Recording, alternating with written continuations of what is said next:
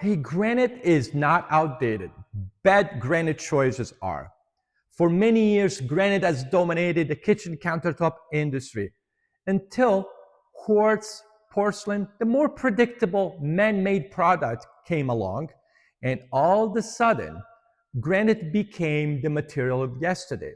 You see, the industry guided homeowners towards that option.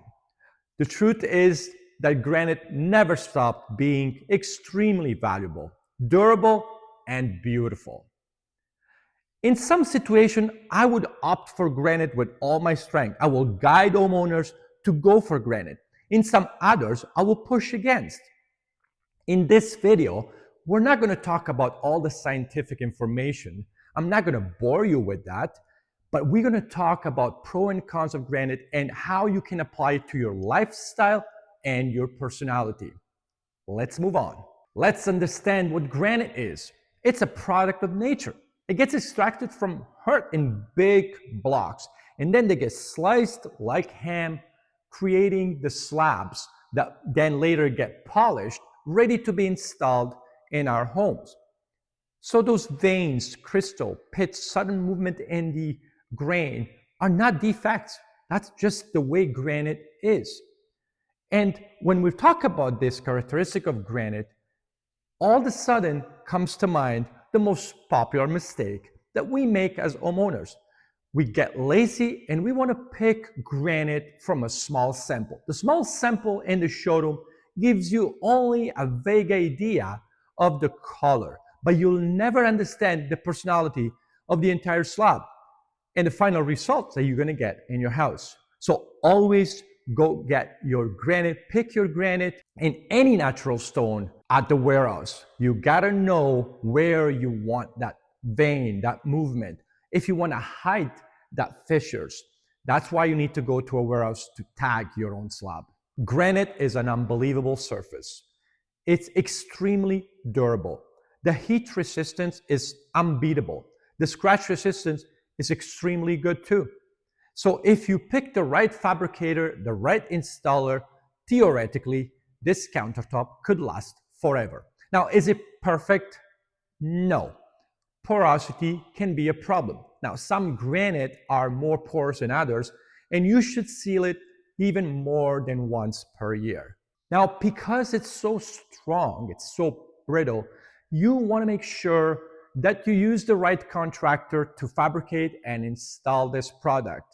Because if the job is not done properly, granite could easily crack. Let's destroy this myth that granite is a high maintenance product, because it's not. Maybe quartz manufacturers spread that rumor. Who knows? Granite just requires some attention. After a messy cookie session or your kid's lunch, just clean it up with a warm, soapy water. No harsh chemicals are necessary at all. The trick is to get it done fairly quickly. Do not wait 24 hours before you clean it, because some acidic product could just penetrate into the stone and stain your beautiful granite. Now, let's talk about the yearly maintenance. Granite required to be sealed. Some granite once a year, some granite every 2 years, some twice a year, depends on the porosity. You can test it. If you put some water, if it gets soaked in very quickly, it needs to be sealed. But it's a 30-40 minutes job. You just apply this product, follow the instructions. You can buy it at Home Depot or Rona, and your granite is maintained. You've done your job. However, if you seal your granite, does not mean that it will not stain for sure. You still need to maintain it, cleaning it up fairly quickly. So are you a granite homeowner? I don't know, you tell me. Does the fact that your stone is unique gives you a good feeling? Do you like the fact that the stone has many imperfections? Do you see them as defects, or you see them as beauty?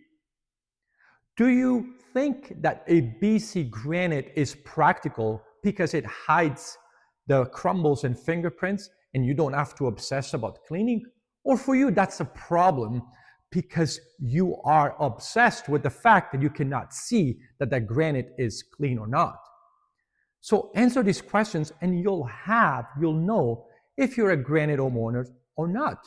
Picking granite is a little bit more complicated than picking quartz.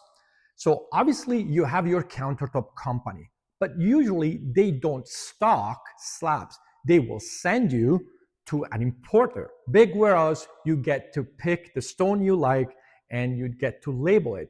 Now, when you get there, because usually the fabricator does not come with you, when you get there, make sure you look at the color that you like from different angles and ask technical questions where it's coming from.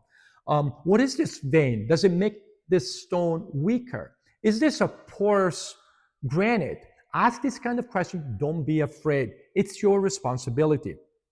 Once you label your stone, take a lot of pictures and go back to your fabricator and talk to him about where to avoid, where to put zinc. If you want a particular movement out of the picture, or if you want it to be around the sink intentionally. So you need to have these conversations and you need to trigger this conversation. It's your responsibility. So here you have it. You have this extra figure, the importers, you got to ask the right questions. This is a figure that does not appear when you pick quartz, which is more simple because you can pick it from a small sample. So good luck with that, have fun, and don't be afraid of looking fool. It's your interest to ask the right questions. Oh, I almost forgot. Never go to the importer to get your granite without your cabinet door. No, you're not able to remember how your cabinet door looks. It's not going to work. Make sure you have it with you and make sure that the two items, your granite and your cabinet door, go fantastically together.